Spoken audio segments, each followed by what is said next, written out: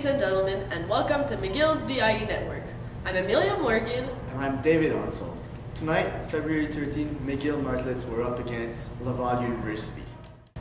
So the starting lineup for McGill was Mariam Silla, Hélène Bibo, François Charret, Caroline Cloutier, and Gabriela Ebert.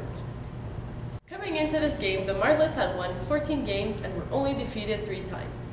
Tonight's 15th win was of a score of 72-51, with Jennifer Silver leading the scoreboard with 15 points.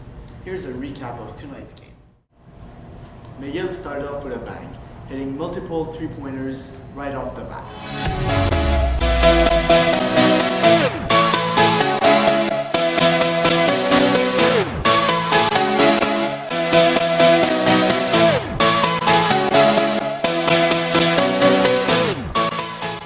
McGill was not only playing a great offense, but also showed great defense strategies. They were great under the basket, barely allowing Laval to take any of their rebounds.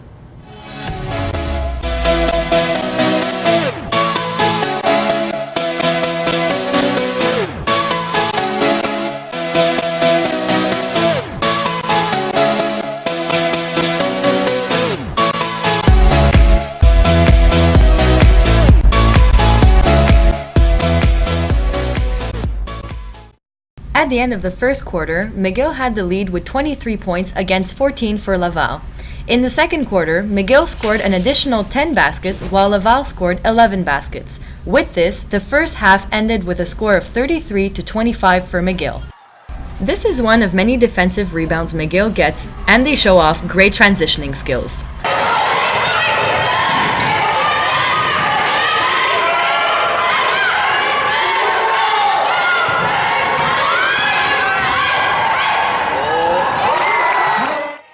Mariam blocks Laval's number 15, resulting in a shot clock violation.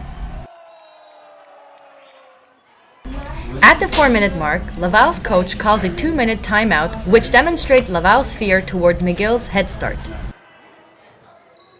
McGill is so strong defensively, putting a lot of pressure on Laval, making it impossible for them to take a shot. Once again, Laval is unable to take a decent shot, resulting in a shot clock violation.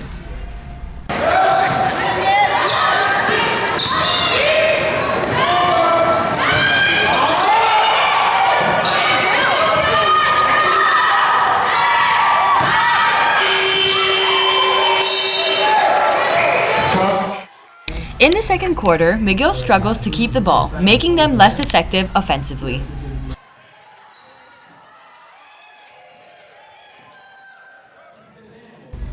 McGill coach notices the struggle and calls for a timeout, hoping to change the Martlets' offensive game. We can see a positive outlook to McGill's offensive play as Françoise attempts a layup and Miriam successfully takes her rebound. In the second half, the Martlets were back in the game, scoring 22 points in the third quarter, while Laval only scored 13. During the fourth quarter, McGill continued to dominate with 17 points to Laval's 13 points. This led to the final score of 72-51 for McGill. Mariam passes to Gabriela, number 13, who then passes the ball between her legs. Amazing! McGill takes possession of the ball, passing it to Caroline, who then runs to the basket, executing a successful right layup with no Laval player to stop her. Jennifer scored on both of her free throws, giving 2 extra points to the Martlets.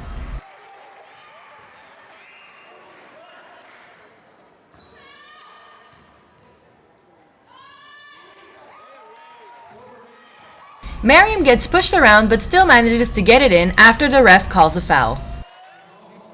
Here we see her successfully completing her and one.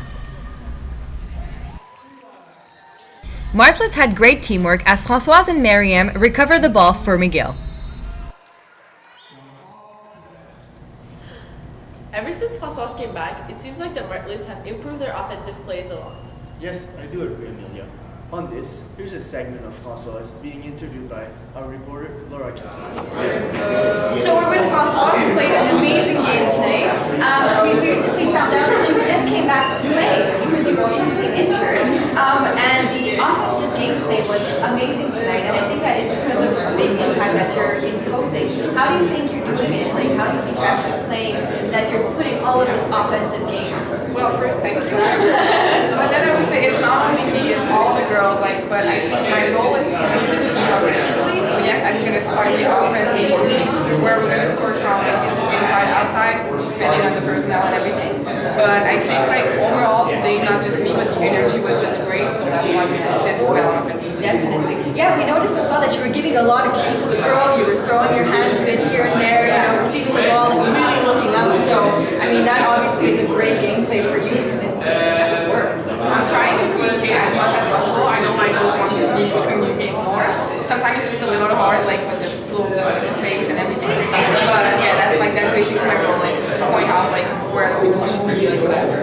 Okay, yeah. And also you were able to do like 2 3-pointers like right off the bat, just like back to back. Is that a gameplay that was, you know, put in by your coach to really attack Laval, or was it just momentum? I think it's like read and momentum. Like the first one, it was a read, like depending what the defense did, and then it was like, okay, I got one, maybe I can get another one, and then some more momentum. Perfect. Well, thank you so much. Thank you. Thank you, Laura. Tonight, our number 15 of the Martlets, Miriam, was up against the strongest and the tallest player of University of Laval. Our reporter Laura asked her about it. Yeah, I think so. I think we're pretty good. So we're with Marianne from the McGill Martlets. You were pressuring the ball quite a lot tonight, really stealing it most of the time. Is this something that you practice? Is this a role that you usually have on the Martlet team? Yeah, I'm quite a good defensive player, and I'm trying to like help the team by putting pressure on one of their best players, which is like number 15. Yes. And I was trying to not let her have easy basket and do what I can do best, and like as you just said, like to steal the ball and go to the rebound and be aggressive on her. Yes, definitely. Number 15, that was the player that you were following most of the time. Yeah. And she was really aggressive with you. I mean, she was in your face most of the time. She's and like, you too, you didn't let up. I mean, you were doing a lot of screens and she would just bounce off of you, you know? Yeah, she's one of the best post player, and she's a really important player in her team. And for sure, she was like not letting me getting easy stuff because she know that her goal is to stop me, so it's like my matchup all the game, so we know we're always gonna like play against ourselves, so we're kind of used to it. But even with all of this crushing that number 15 was giving you, you were still able to get some great shots in the game. I mean, the layups that you were doing were just phenomenal. Yeah. I was not trying to force anything. I'm just like, let the game come to you and get your shot that you used to take and just let the game come to you. Yeah, and you were also able to do a few foul shots, which were very successful. Yeah, exactly. So is that something that you practice a lot? Yeah, usually at the post, most of the time, from the rebounder, they have tendency to fall depending like what's your position. So for sure we practice a lot of free throw, and those are easy baskets that you don't really want to miss. And you want to find. All right, well thank you. Great game. Thanks. Have a nice evening. Thank you. All right. I wasn't sure if I was too cute. Oh, perfect. No, you did perfect. Seriously. Okay. Thank you so much. Due to technical difficulties, we are unable to show you Laura's interview with Martlet's best scorer of the game, number 14, Jennifer Silver. Basically, Laura asked her how she managed to score that many points tonight. Jennifer answered that communication was key to score. Also, she did mention that screens were very helpful to go to the basket.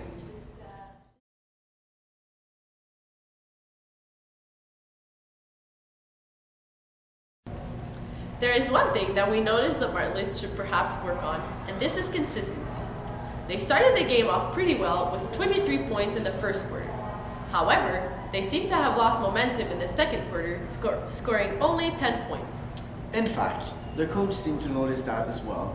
He called a timeout 6 minutes in the second quarter.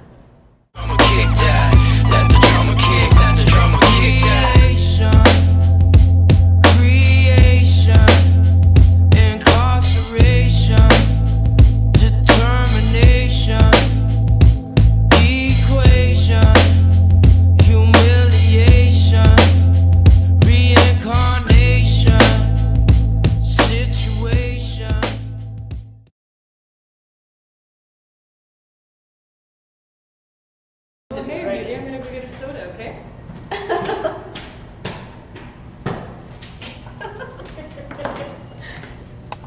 No, thanks, the red button. Hey, Dave.